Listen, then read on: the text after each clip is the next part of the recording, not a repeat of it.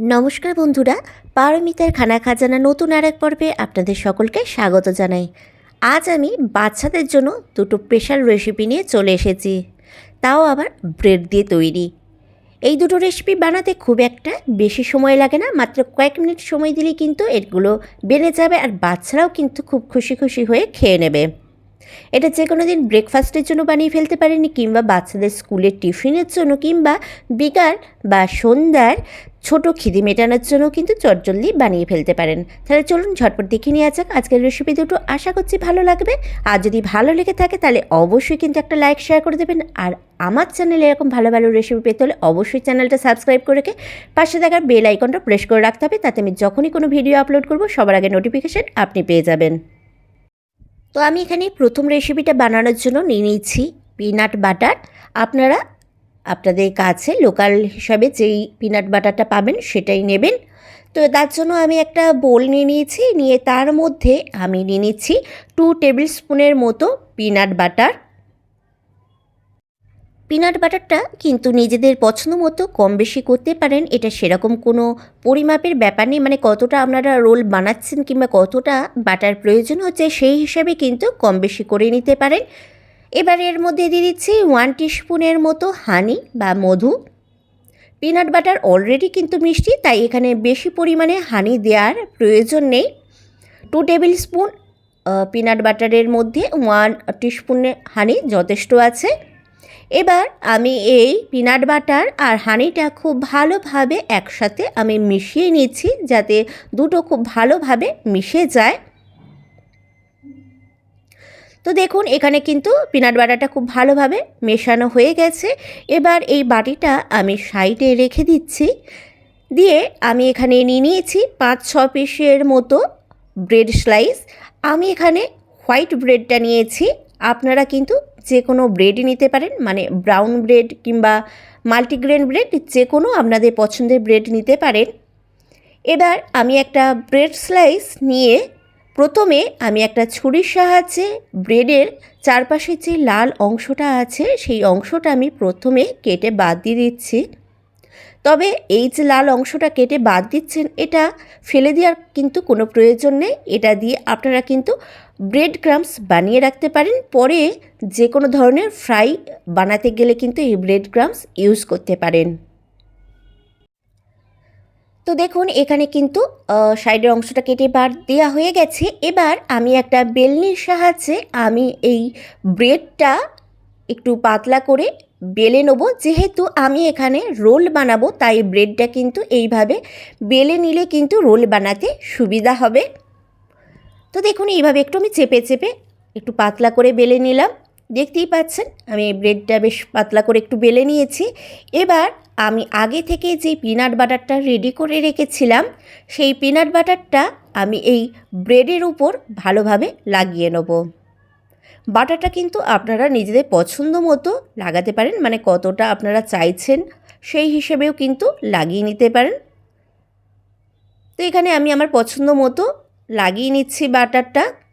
তো দেখুন এখানে বাটারটা কিন্তু লাগানো হয়ে গেছে ভালোভাবে।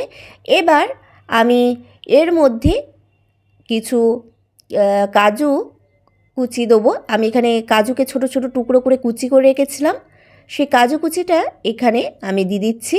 অলরেডি পিনাট বাটারে নাটস থাকে, তবুও আমি বাচ্চাদের জন্য যেহেতু বানাচ্ছি এখানে কিছুটা কাজু কুচি দিয়ে দিলাম।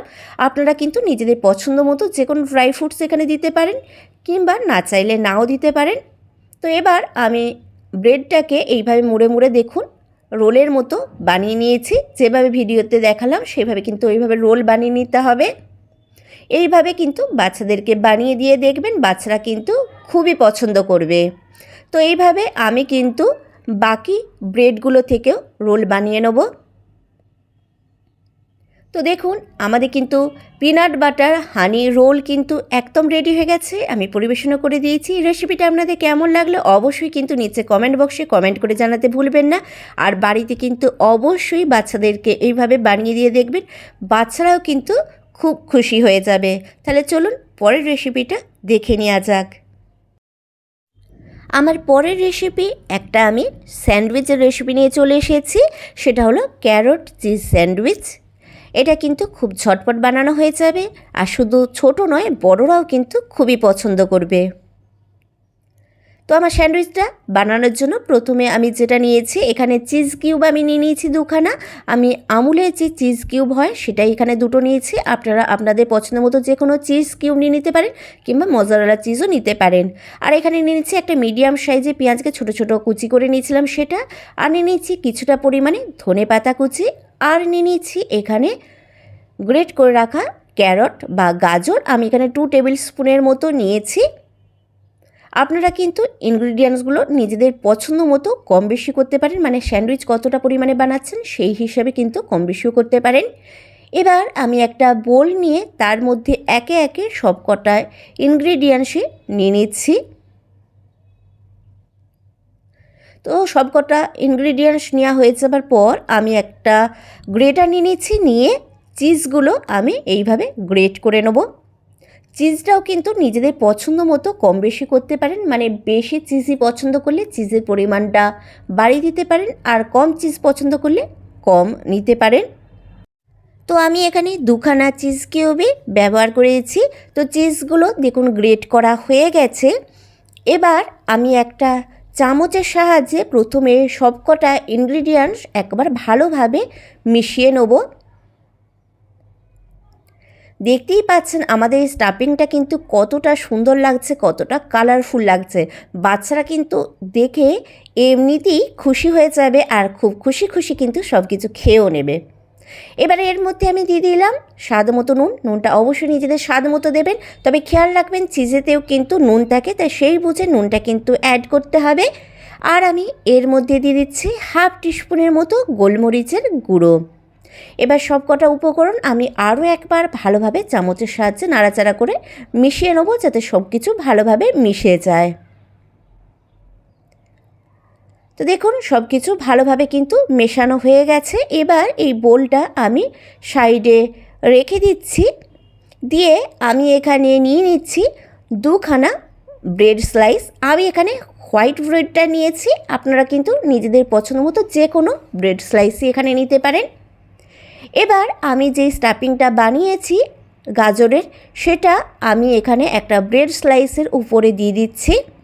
স্টাফিংটা কিন্তু আপনারা নিজেদের পছন্দ মতো দিতে পারেন, কতটা স্টাফিং আপনারা রাখতে চাইছেন সেই হিসাবে। এখানে আমি আমার প্রয়োজন মতো স্টাফিংটা দিয়ে দিলাম।